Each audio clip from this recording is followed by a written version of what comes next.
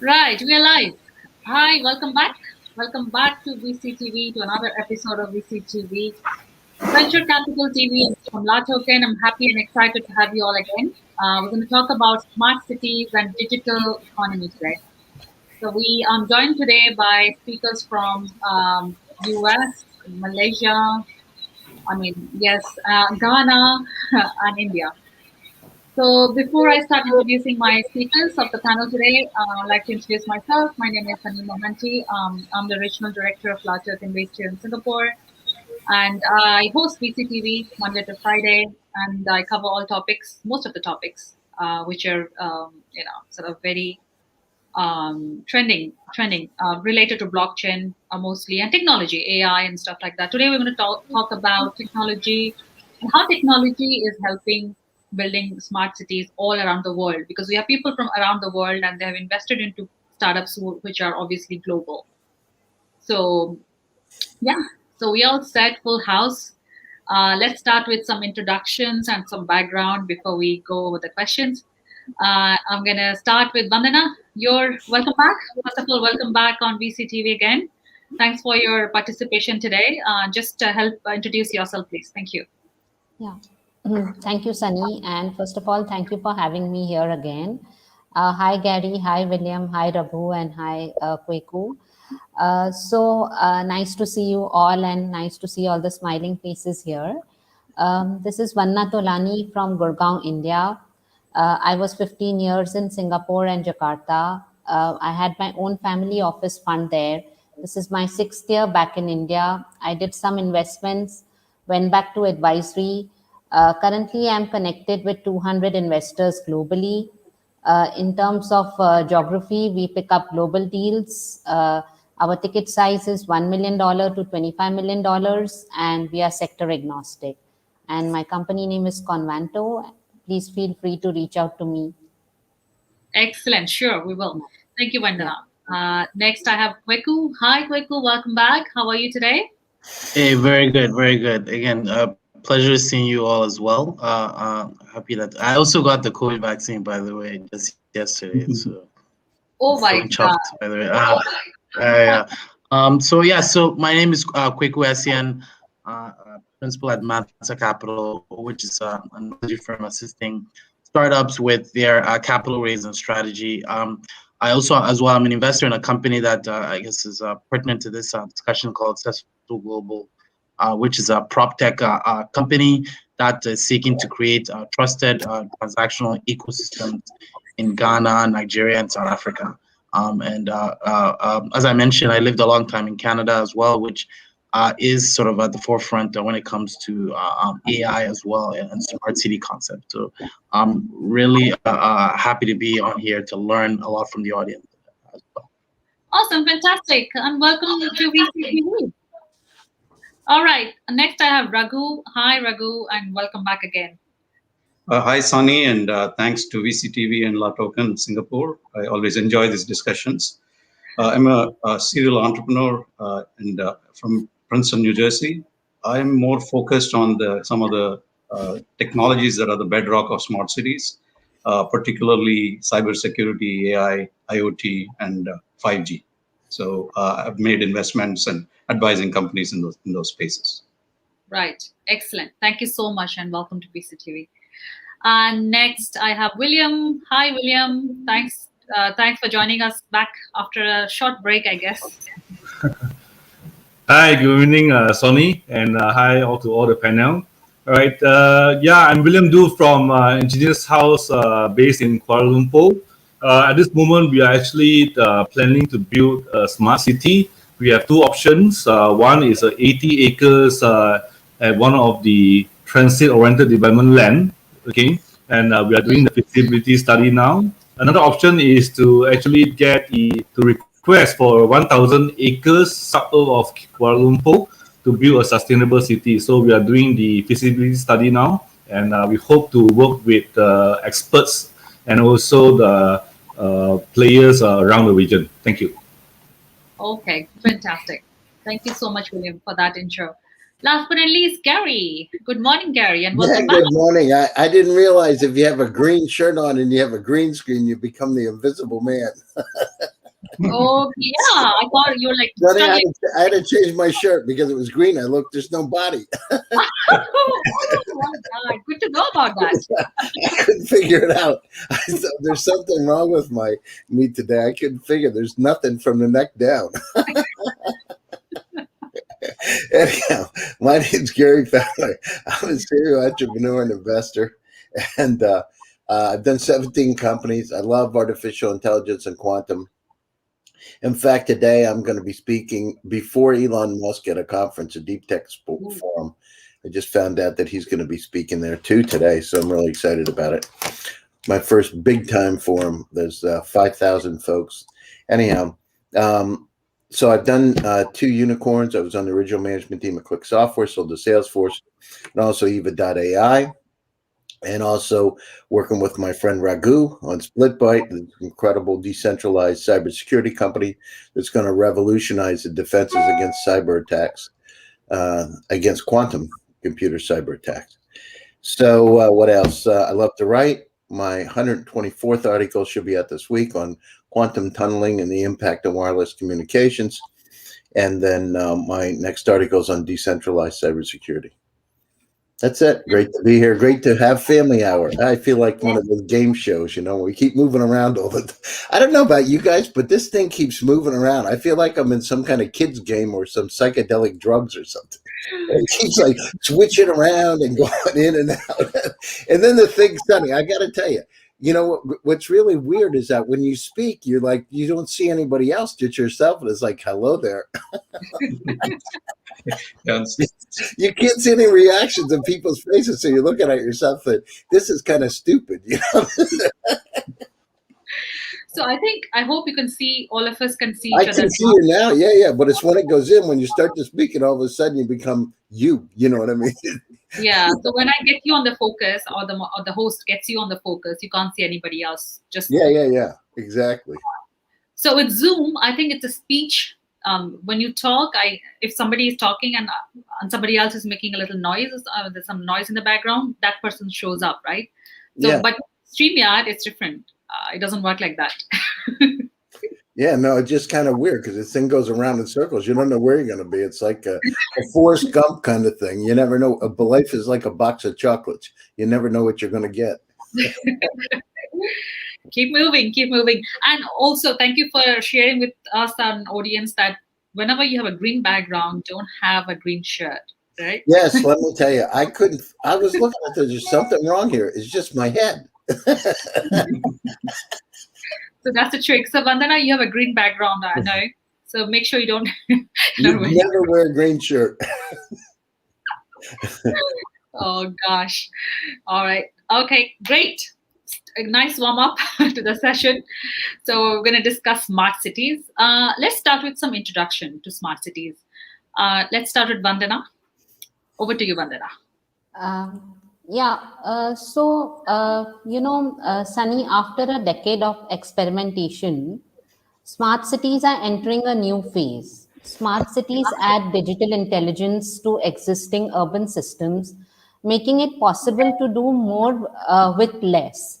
Connected applications put real-time, transparent information into the hands of users to help them make better choices. These tools can actually save lives, prevent crimes, and reduce the burden of diseases. They can save time, reduce waste, and even help boost social connectedness. When cities function more efficiently, they also become more productive places to do business. Now, technology is being injected more directly into the lives of residents.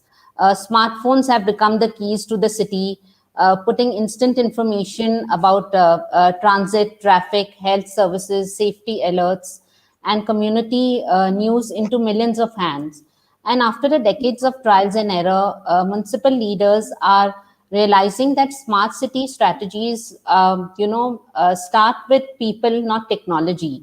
And smartness is not just installing digital interfaces in traditional infrastructure or streaming city, operations. It is about using the technology and data purposefully to make better decisions and deliver a better quality of life. As technology progresses, our lifestyle, evolves. Yeah. Everyday technology is becoming more and more pervasive in our lives. And now it's becoming normal to live in a smart city, a city which gathers data using electronic sensors so that they can have more efficiently managed resources and services. This improves the quality of life for its citizens, as efficiency usually leads to better quality. For example, now there are automatic cameras that catch drivers speeding to send them tickets. This discourages them from speeding and improves the experience of the drivers around them. Another way technology has affected our life is the growth of the digital economies. First, we got fintech companies like PayPal to transfer money. Now we have several others like Paytm, Google Pay. We have virtual currencies like Bitcoin to trade with, and massive volumes of stocks are being traded online daily. So I feel there's a huge need for smart cities and the digital economy. Thank you, Vandana. I think taking us on a tour of the smart city, including fintech payments as well. Thank you so much for Thank you. Thank for you. those opening remarks. Kweko, from your perspective, how would you intro smart cities, especially covering Africa?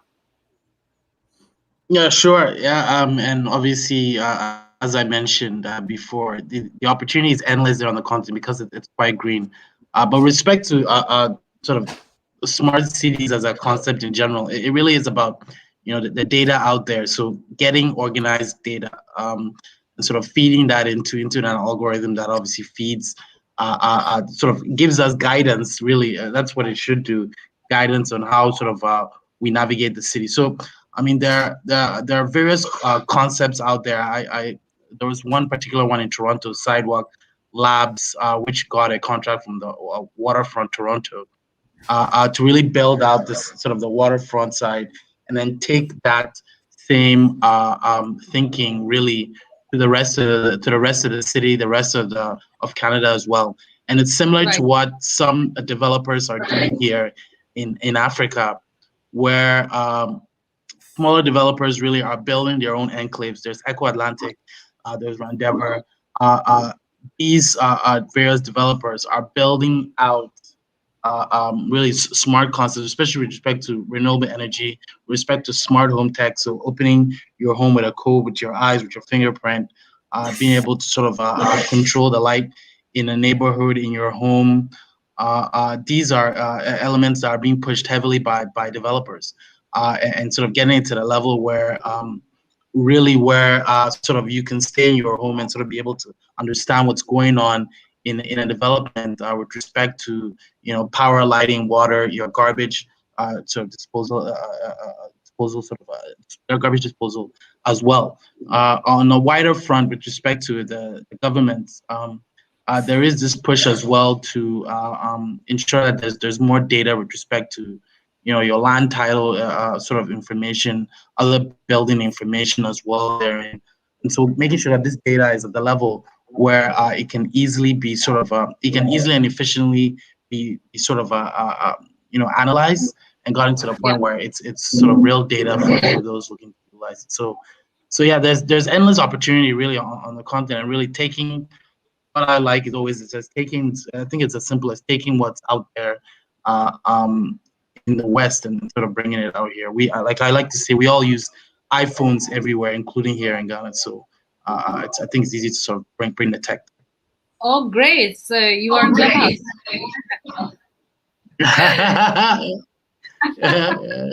That's funny. Right. So thank you so much, Kweko, for that. Next, I have Raghu. Yeah, I think smart cities, the coronavirus has actually acted as a catalyst, for how things would be if we couldn't have had a better accelerator, whatever be the bad parts of it, because it's forced us to kind of look at things from what it will be in a completely digitalized economy with remote work and all that, right? So the other essential part of it is the city services. And I think a lot of the technologies have been there, but the investment hasn't quite been at the level that I think we expect going forward, because I think the pandemic has really made made people aware of the need for some of these technologies. I think the very important one is a smart grid. As you probably heard, like India's, power grid got attacked recently. I won't name any names, but so similar kind of things are possible from interstate actors potentially. So cybersecurity, especially the OT part of cybersecurity, which is all the infrastructure, transportation, power, other essentials like water and things like that have to be secured, and from whatever type of actors. So that is a very important area. So I have actually been in the OT cybersecurity space for the last 10 years, since 2010. So I think that area is extremely important going forward, because you can digitize stuff, but if you don't secure things, it's easy for somebody to do digitally hijack it, which is even worse than, like we talk about nuclear plants being targets. I mean, at least they have what was called air gap security. So you couldn't really get in a cyber attack mostly. It's more physical attacks. But now with all these targets, cyber attacks are possible, and you won't even know when it got compromised in many cases. So it's very important to focus on that one area. And of course, as Kweku pointed out, the data is essential, connectivity, which includes the 5G technology. So these are technologies that they have to evolve to make sure there is protection in there, as well as the convenience. And I think there's a lot of technologies that are available. It's also how they get assembled, and also the privacy aspect, because we can have cameras everywhere, but we don't want the social score. So I think you have to balance the security and privacy.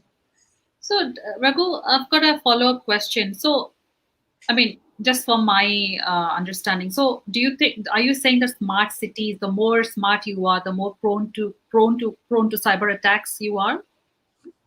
Not smart. It has to do with the fact that they are digitally connected. I mean, they're obviously digitally enabled, but they also provide attack surface for cyber attacks. So since things are kind of moving, I mean, till now things have been isolated, right? There are different private systems. Ransomware happens on a hospital system, but may not affect something else, because each of them is controlled differently. But when you centralize some of these things, it's a lot easier to penetrate, like what happens with the solar winds in the US. So if they get in one place, it can become pervasive. So you have to, the new concept is called segmentation, just kind of like air gaps used to be, which used to be physically have networks disconnected, right? So you cannot get through. Now they're looking at something called network segmentation. So you cannot kind of go across the, once you get in one place, you cannot just travel inside that whole area, right? So that's kind of like firewalls. Firewall is a different word, but they call it segmentation now. Segmentation. Good to know. Thank you. Thank you. That answered my question. Thank you so much, Raghu.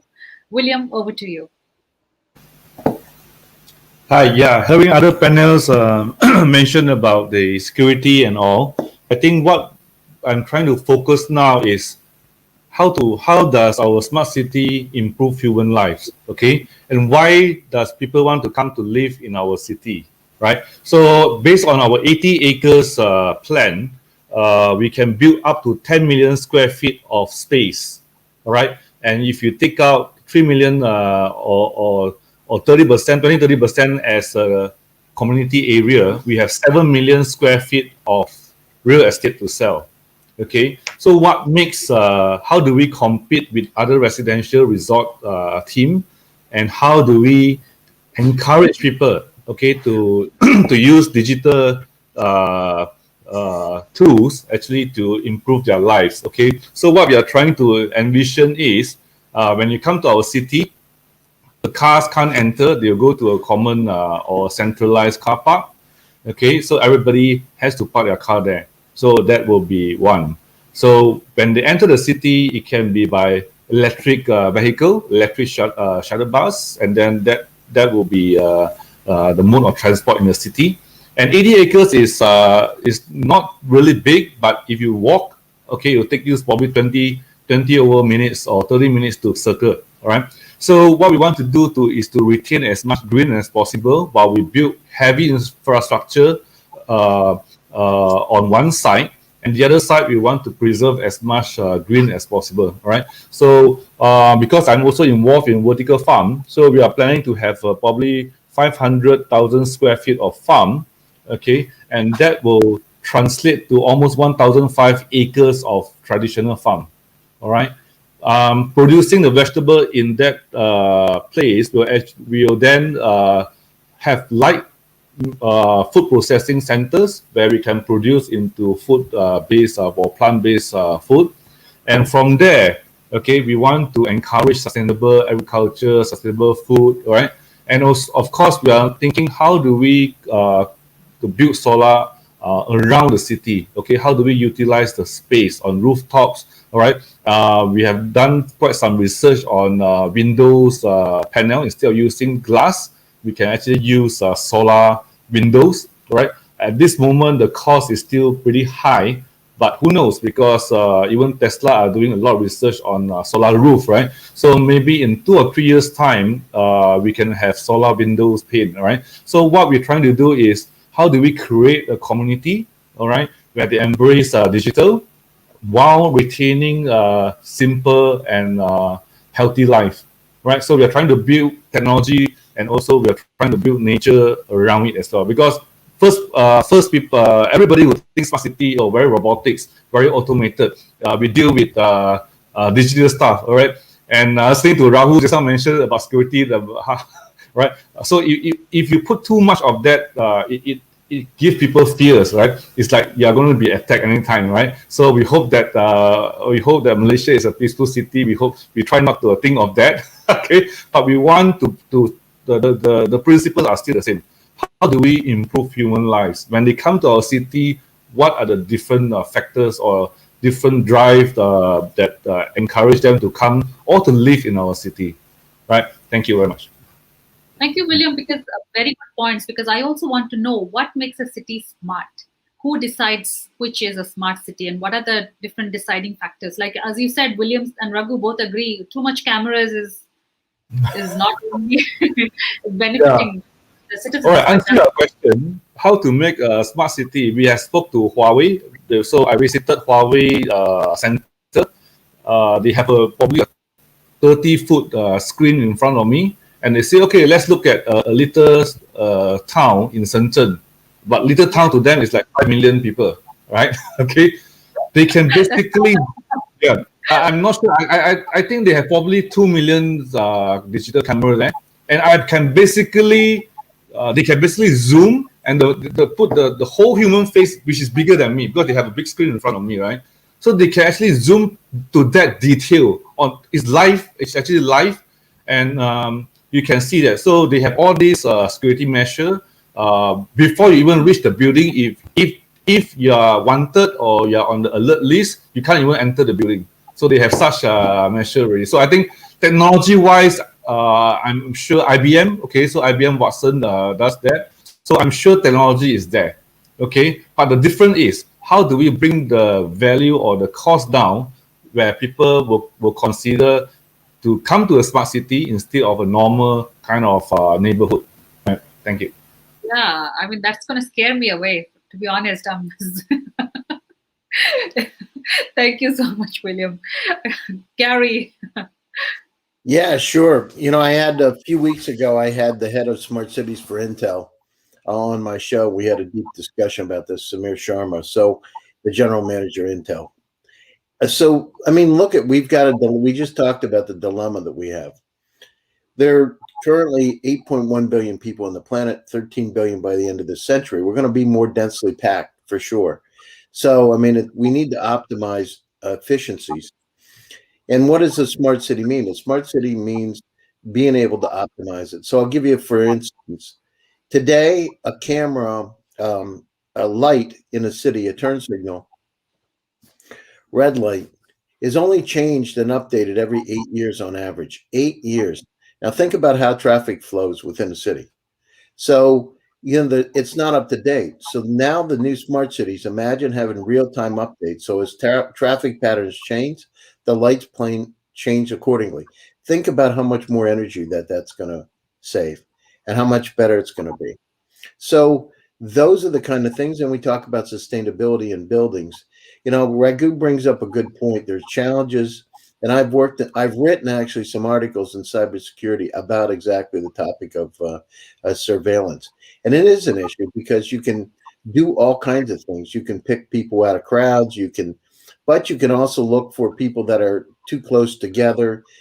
You can also look at using. I talked to the president of FLIR, the camera company, in terms of thermal imaging. Imagine being able to tie in. You could tell if somebody, now it's not as big a deal, but if somebody had a fever coming into a building. Yeah. And to be able to flag them. So we're at the dawn of really a new era. Now we've got artificial intelligence. Now we've got cameras. Now we've got quantum computers coming in. The big threat for all of us is cybersecurity. Why? Because think about what's happened in just the last few weeks. There have been grids attacked in Europe, in the UK. Yeah. There have been attacks on central banks. These are not random, right? There's probes quantum computers are being used to probe. How fast is a quantum computer? To put it in perspective, a quantum computer is 100 million times, on a slow one, 100 million times faster than a supercomputer. To put it in perspective, that means that something that would take 10,000 years on a supercomputer would take 200 seconds on a quantum computer. That's the kind of power. You're using photons to store memory. You're in an entirely different realm. So the challenge is we've got to come up with all kinds of different types of systems, decentralized cybersecurity systems that can thwart these prevent these kind of attacks to cities. What's happening is the same challenges are happening all over. We got a lot of data around. We're going to have sensors everywhere, real-time sensors, whether we like it or not, good or bad or indifferent. They're going to be inside our body. They're going to be inside the smart cities, and they're going to monitor everything, right? So the issues with we're going to have social dilemmas, issues with cameras. What do? Well, on one side, you don't want to have identified and racial profiling. On the other side, you want somebody trying to rob you. So, think about the UK. UK's got cameras everywhere, right? So we've got to continue to evaluate it. At the same time, having those kind of sensors out so we can detect things like air quality control. There are actually cities that actually have smart cities, and Samir and I had talked about it on the show, that actually have those kind of monitors up to be able to evaluate it. So, by the way, today, if you get a chance at 12 o'clock, I'm going to have the head of AI for the United Nations on talking about cybersecurity. So FYI, if you want to, if your cybersecurity is a big topic, he knows a whole lot more than me. Right, sure. So, we're in an interesting time in our lives. And what we have to do is understand that cities need to get a lot smarter if we want to be sustainable. If we want to optimize for the future, it needs to happen today. And this is going to spread. It's not going to be just in Europe or Asia. It's going to be all through Africa. It's going to happen very, very quickly, too. The difference is, we've got to go down through, keep it simple, stupid. The grid needs to be updated around the planet, right? So the grid in the U.S., think about it. Here's California. California, one of the most advanced geographies in the world, and the grid's so out of date, the power goes off. Now, how can that be? That's like Dumb and Dumber, the movie. So, it's like, it's crazy, right? I've been in it. I've been in Palo Alto, across from Stanford University, and the power went down. How can it be? Because the grids need to be updated. We use antiquated systems. And so we need to focus on our infrastructure in order to move to the future together. Then I'll give you an example. Detroit, Michigan. Detroit has electric buses. But in order to get the power for the electric buses, they have a diesel generator. What's wrong with that picture? It's like, hello. So on one side, it's like, it's like taking an old car and giving it a paint job, and you forget about the engine. So we got to go down through, and we've got to go down through and understand and update the infrastructure so we can move forward together through the future. And we have to learn, my thing is we need to learn to work together better and not to destroy each other. We need to figure out how we can help each other. Yeah, so Gary, as you rightly said, so what's the role of governments? Because I think a smart city must have gotten a certificate or something to saying this is a smart city. Because they meet all these criteria, hence it's a smart cities. So what's the role of government? Because as a citizen of US, if you have these issues, so how this gonna get addressed? Which issue? Which in terms of which issues? You just mentioned, right? Yeah, I mean the situation is, so if you're talking about how does the government go down through and if you're talking about living together, or you're talking about the cities, look at Miami right now with, in fact, my one partner's down there right now. I mean, with blockchain 2.0, with cryptocurrencies, I mean, we're those proactive leaders that move forward are the ones that are going to win, because each one of us from all kinds of areas, look at this, look at where we are today on StreamYard, all over the world. We're in Africa, we're in Princeton, New Jersey, we're in Malaysia, we're in India, we're in Singapore. Think about how much the world's changed in the last year. This was not, it was possible a year ago, but our social mores and norms, we didn't do it. Now it's accepted, right? Now we can do, I've never met Raghu in person, but I feel like my brother. And you, Vandana, Kwiku, William, it's like I see you more than I have friends that I've known for 40 years. So, what we have is we've got this digital transformation upon us. Now so in terms of places, they're going to have to be leaders that are forward thinking, that are thinking out of the box, like Suarez. I mean, there's political implications in a good way for people to do that. But at the same time, it's not just the talk, it's about the walk. Who really Yes. gets it done. Thank you. Vandana, coming over to you. So talking about power failure, I have a colleague in India who obviously cannot join some meetings because of power failure. So what makes a city smart? What are the different criteria, and what are the things getting now done as per you in India to build that smart city? I mean, India is many states, right? When you're talking about smart city, it's going to be a state, right? I guess not the entire Yes. nation yet. So Yes, what do you yes. see coming from India? So I'll just tell you first what makes a city smart. First is the technology, which includes a critical mass of smartphones and other sensors connected by high-speed communication network, as well as open data portals. Sensors take constant readings of variables such as traffic flow, energy consumption, air quality, and many other aspects of daily life, and put the information at the fingertips of those who need it. The second layer consists of specific applications, translating raw data into alerts, insight and action requires the right tools.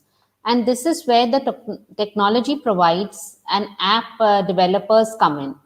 Perhaps the best way to grasp what a smart city can be is look at a full sweep of currently available applications. Tools are available in multiple domains: security, mobility, health, energy, water, waste, economic development, and housing and engagement and community.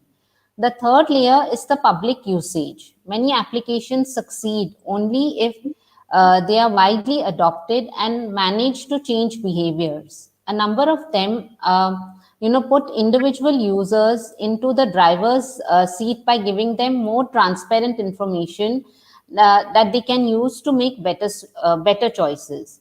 Now, let's take the case in India. In India, the government's focus is on building 100 smart cities in the country and has created a lot of buzz on the subject. It is a welcome move for countries and states to think in this direction, and it will ensure that better citizen services in the digital economy, which is all set to unfold. However, while the smart cities are highly expected to be revolutionary in the coming years, the developments and technology adoption stages differ around the world.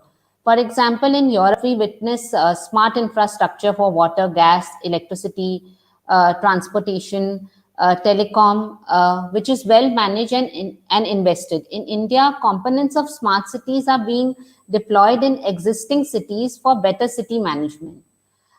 From the Indian context, the aim to bring a balanced approach in the expansion of urban areas while addressing challenges of urban living. We have been using small components of smart spaces in different public services over the last few years. Several state transport departments are evaluating intelligent transport systems, uh, machines to machines enable fleet management solutions, while citizens are learning. The interfacing departments are looking at cloud solutions to store citizen data and other technology enabled applications for public distribution. So I feel, and the latest announcement is that it takes to 90 the number of cities selected for the part of financing by the center under the scheme. So I think our government is really doing well in this space. And we have already announced about 100 smart cities, and investment of rupees 57,393 crore has been proposed under the smart city plans. So I feel, of course, there is a power failure here, but now it is much more lesser than how it was before. And there are a lot of, changes that have happened in India in terms of smart cities and technology. Yeah, thank you, Vandana. So, thank you, Vandana, for sharing those insights from a Indian context. Quickly, I've got a question. Are smart cities built for our convenience, right? To make our lifestyle more easier as humans? And also, what is a smart city is also meant to be sustainable, build sustainable economies? Because it's very important. I mean, we're talking about technology, which is going to be making our lives very convenient by having access to all data on our fingertips, as Vandana said. But what about building sustainable economies? Is it one of the goal of smart cities agenda as well, Kweku? Yeah, 100%. That is a stated goal of smart cities, to ensure that it's sustainable for the people in terms of being able to create jobs, being able to create sustainable jobs as well, but then as well sustainable with respect to the planet as well, right? With respect to the use of our renewable energy in the right places, and ensuring that power is used more efficiently, water is used more efficiently. There is less waste with respect to food, and other sort of amenities. So certainly that is a stated goal. We talk about making the lives of people better, and I think with technologies are always there's as Raghu and Gary have mentioned, there's always going to be that double-edged sword where you need to ensure as well, that the security side of things is also looked at, because the opportunity is there for those sort of cyber terrorists as well, right? As you do digitize things, as you ensure that there are more sensors, there's more information being pulled from different sources. All of these areas, allow themselves for some type of a security threat. But I would say this technology always does make people's lives easier. I mean, I just think about Zoom calls now, and even we're doing this now. This has made our lives much easier, in terms of just sitting here in our homes. I just finished a meal and just came to chat with you here. No long drive anywhere, no long sort of airplane or ride anywhere, but we are here chatting and sort of sharing information. So with that, I have no doubt it will assist the lives of everyone else.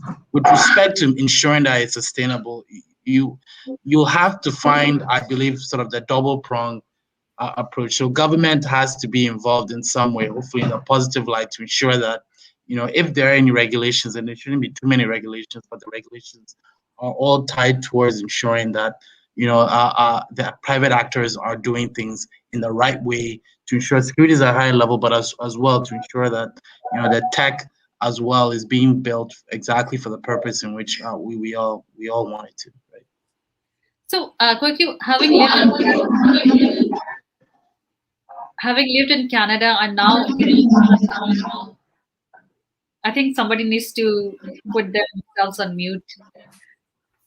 So, having lived in Canada and now based out of Ghana, so what differences do you see in the kind of course of action, and what's being done in Africa to develop smart cities and sustainable cities right now? Yeah, sure. I mean, obviously there is a little bit of a gap there. To Toronto that does view itself as sort of an AI North Star in terms of what the capabilities of the individuals there in the Waterloo Toronto corridor and what's going on there as well. I mentioned as well Sidewalk Labs as well, which was an initiative by sort of a public agency, the Waterfront Toronto, to really sort of smartify the boardwalk by the lake and to really build it up to the level where you could take that example to other parts of Toronto, other parts of Canada as well. So I'll say it's much more deliberate. I was much more deliberate in Canada. There was more buy-in as well from the government as well to push things through. And typically, well, when there is some buy-in from government, lots more people tend to act towards that angle, right? In sort of I guess my neck of the woods here in Ghana, we have to ensure that even some of the elements, the basic elements, are there in terms of power and water as well, in this sort of ICT infrastructure as well. But as I mentioned, what you find though is that there are developers who basically have bought large swaths of land and are building it to the sort of the specs or recommendations that they would want for their own city. So building it to a point where solar is utilized in all homes so as to sort of just in case the grid goes off per se, solar on the sort of the street lights as well, more smart components when it comes to your home as well. And security elements also are quite sort of important here in terms of building it out to that level as well. And so what you find really is that it's come more so from the private sector here than a public sector nudge. But as I mentioned, I think it's always good for the public sector to give that signal, because then that gives the private sector much more sort of comfort to move forward with some of these things. So that's really the main difference here today. Perfect. Thank you, Kweku, for sharing that. I've got a question for Raghu, because obviously Raghu would like to talk more about the benefits of technology in helping smart cities accelerate. So Raghu, how exactly will smart cities and the digital economy, how are they going to interact? Yeah, I think one of the couple of points that I think Vandana and Kweku made as well is it's not necessarily the big metros that are going to be the future, right? Part of what we want to do is to kind of, get the population kind of more distributed. The whole this remote work and all that is going towards that. So the idea of what I think William talked about is building new infrastructures, which you can still do everything that you want to do and move away from, as they call, like uncomfortably unhappy to comfortably unhappy to comfortably happy, right? So you need to kind of make the progress. So it can happen if you decentralize, even our populations. So kind of reduce urbanization, because people move into the cities for jobs, for all kinds of things. And if you can provide those from wherever they're located, that is one of the big enabling things, and it's better for the planet as well, because the infrastructure is not stressed in few places so much that So in regard to budgets, it looks like, what I saw from IDC is there's about $1 trillion that are going to be spent in the smart city space, but this budgets are kind of skewed a little bit to a few countries. And what we really need is, I think, like what Vandana was saying, we need the governments to kind of spread it across their nation, so that just like $1 million from a city, maybe 100 cities is better than 100 million in one city. Just to give you an example, because we want to be able to provide the same facilities and in remoter areas. And technology like Bitcoin, even though it doesn't mean to do it, it is forcing that, because the work that you have to do, the mining, forces you to, it uses electricity, as you all know.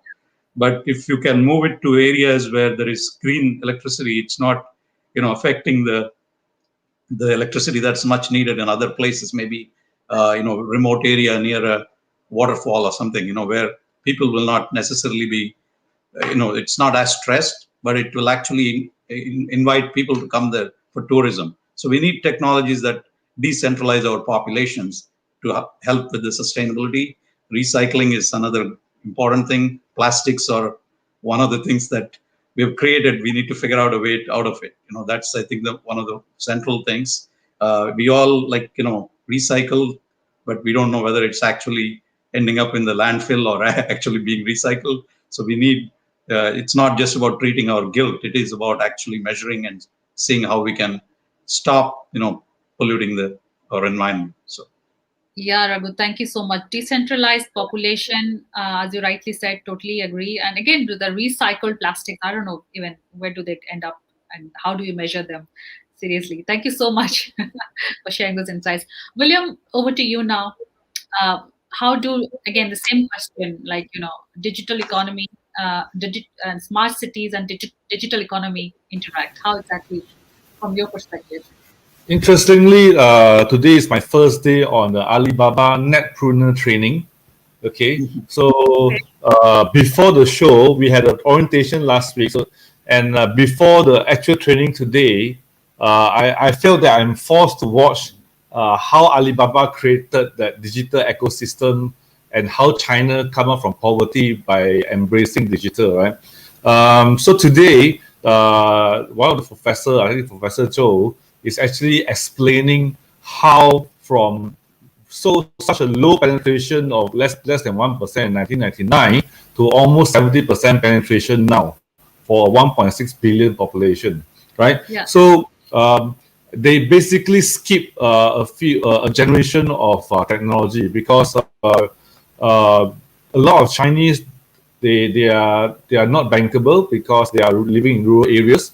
Okay, so that's why Ant Financial is so powerful, right? So what they did is instead of educating them or telling them about credit cards, they basically skip the entire credit card generation.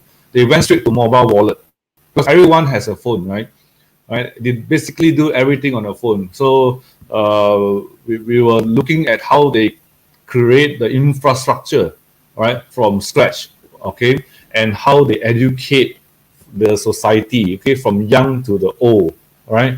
And within 10 years, right, from 2000 to from 2010 to now, okay, they basically managed to educate everyone, okay, to embrace digital. They eat, they order their food, they order their products, and they buy things, okay, they look for stuff, they education. Almost everything can be done by mobile phone or through their PC, right? So as I was going through that so-called the training, I was trying to relate to the city as well. Okay, so how does technology enable human beings, okay, to do, not to say to be lazy, okay, but to take care of the mundane tasks where we can focus on more important stuff. For example, if a lot of digitalizations tools are there, those times saved will give us more time to do what we need to do, right? For example, exercise, okay, spending more time with family, right? So, for example, going in Malaysia, or if there's a rain, okay, and somehow the traffic will be very, very congested, okay?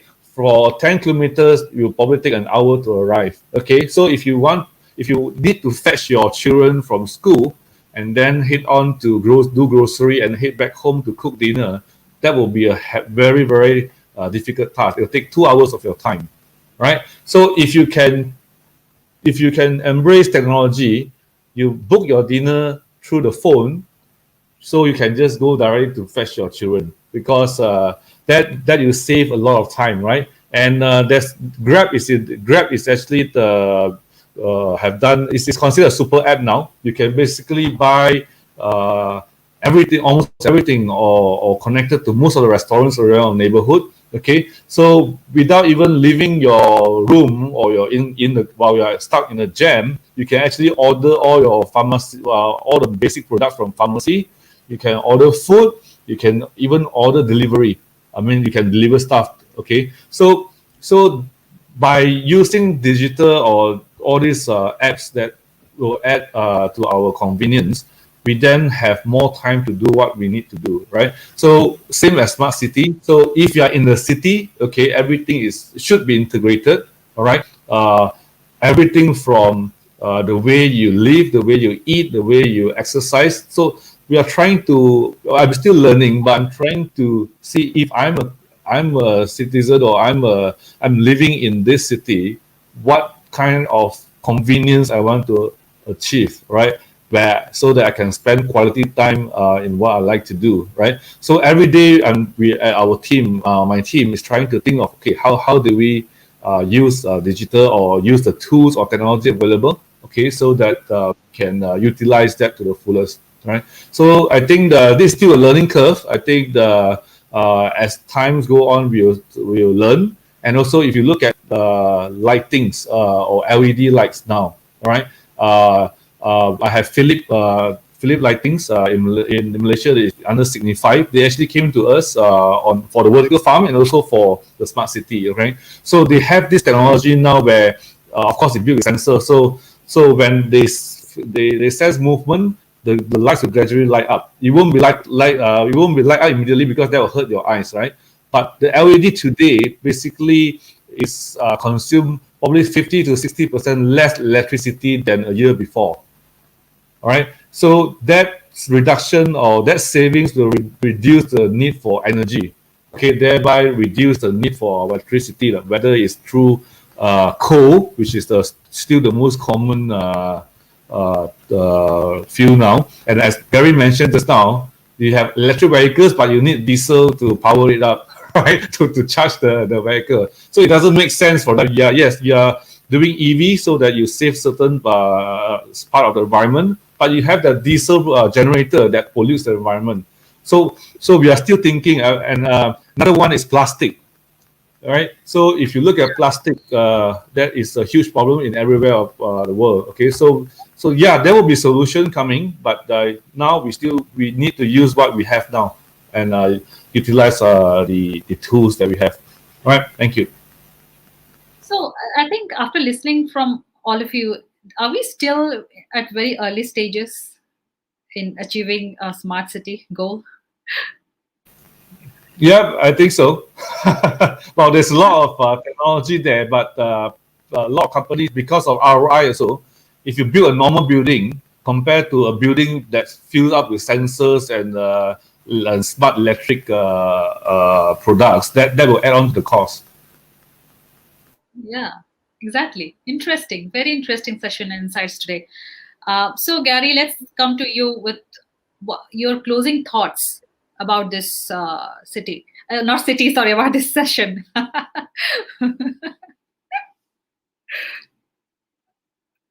Gary, you are on mute. Yeah. Can you hear me? Yes. Yeah, okay. Yeah, so, the world has fundamentally changed over the last year. Our lives have changed. We're going to be working in a hybrid model.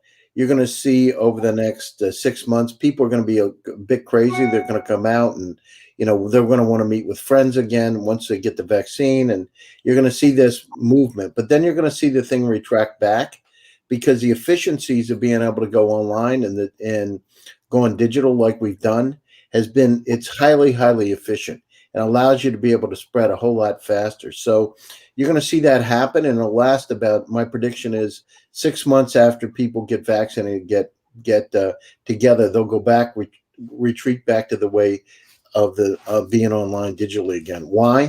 Because there's a lot of efficiencies, decentralization, as we talked about, being able to work out of your house, being able to be with your family, and not having to travel and not wasting a lot of money, right? So there's a whole lot of things that are going to happen. At the same time, I was with Magnus Steyr. Magnus Steyr is one of the largest contract manufacturers in the world out of Austria. They make the Z4 and also the Toyota Supra, as well as many other cars.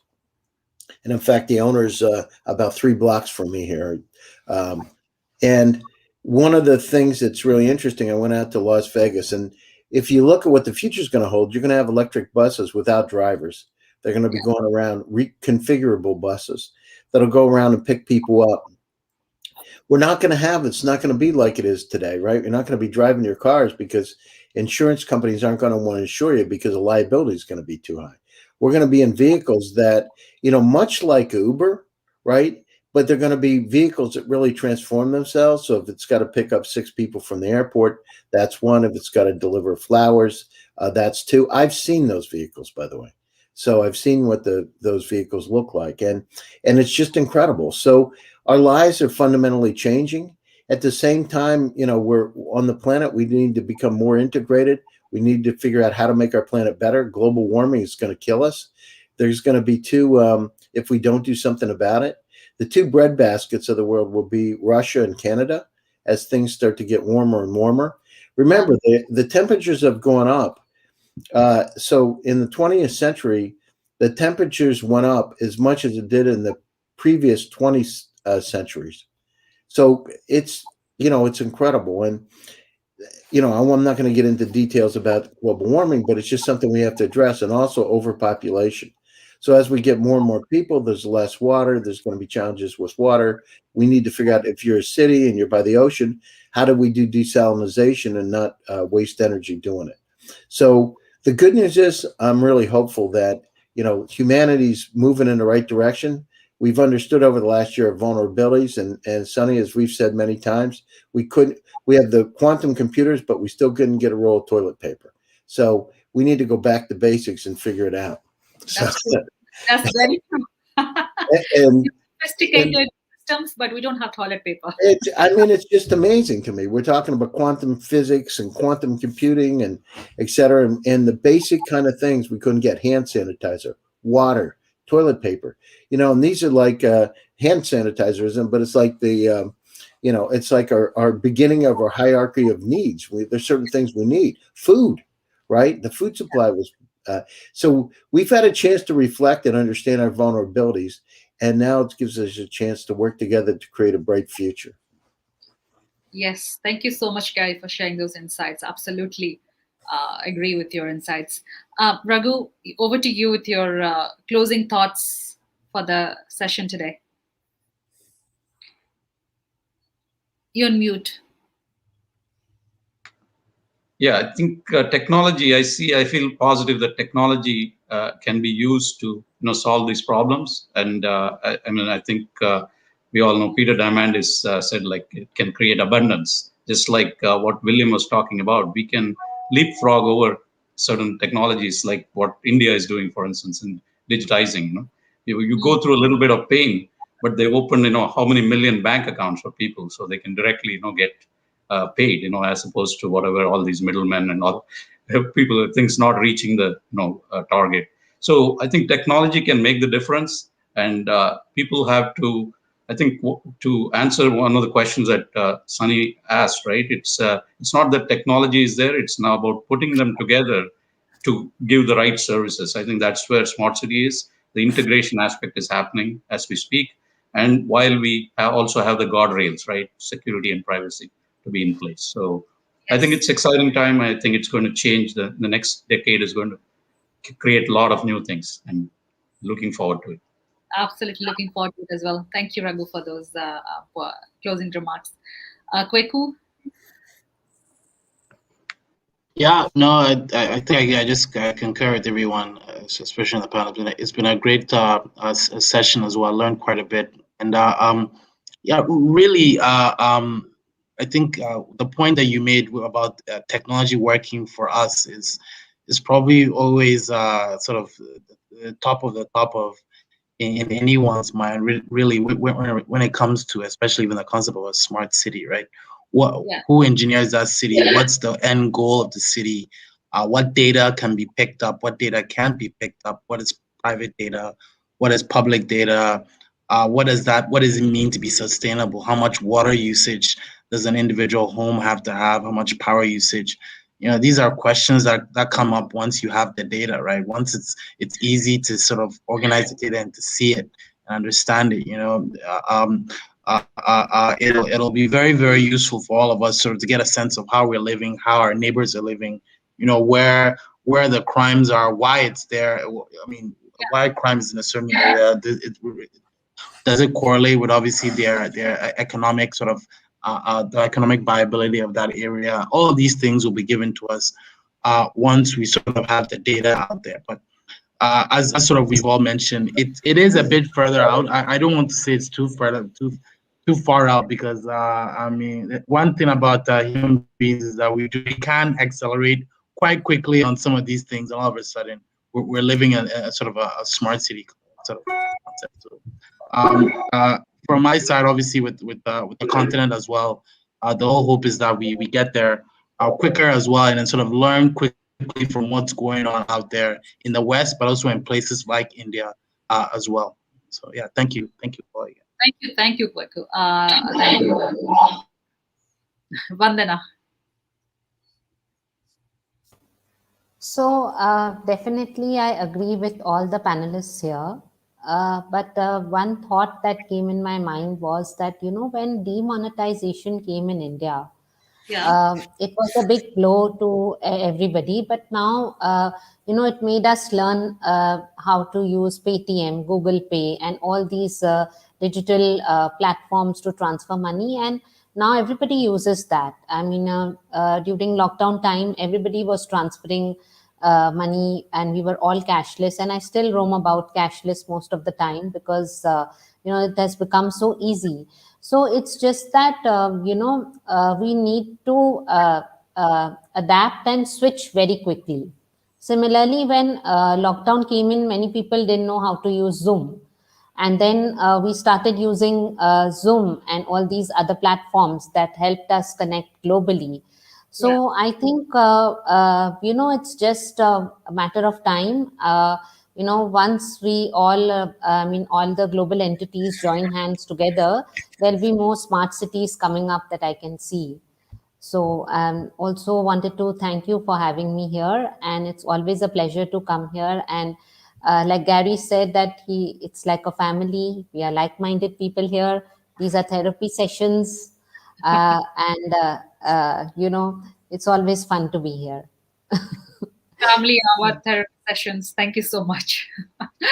Thank you. Yeah. Thank you. William, your remarks, and we'll wrap up the show. Thank you. Yep, as mentioned, as we are building as we are planning our city, we hope that the technology advancement will be able to bring down the cost, all right, and also improve efficiency, right? And to all the entrepreneurs out there, the need for smart city will always be there, and let's work together to create more innovative products and services. Right, thank you very much. Thank you, William, Gary, Raghu, Vandana, and Kweku, who is not here. But thank you so much for your participation, and thank you so much for sharing insights, very relevant today. And we got to, Kweku, welcome back. Thank you so much for sharing your insights from different country perspectives as well. Very helpful. So yeah, so again, we come to the end of the show. I'm back again tomorrow. Hopefully I'll see you again tomorrow on another topic. Until then, let's just stay connected and have a great day. Thank you. Bye-bye. Bye.